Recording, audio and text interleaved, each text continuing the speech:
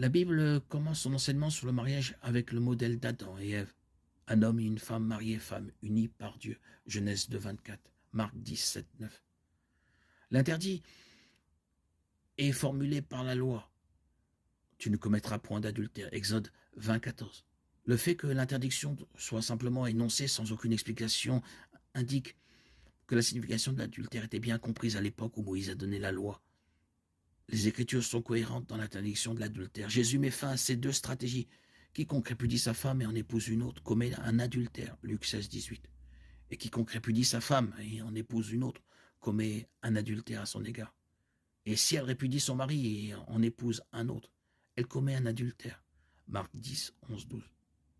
Selon Jésus, le divorce ne contourne pas l'interdiction de l'adultère.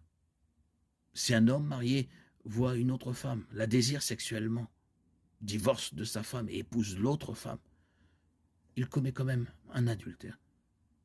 Puisque le lien du mariage est censé durer toute la vie, le divorce ne libère pas l'homme de sa responsabilité d'être fidèle à son conjoint d'origine.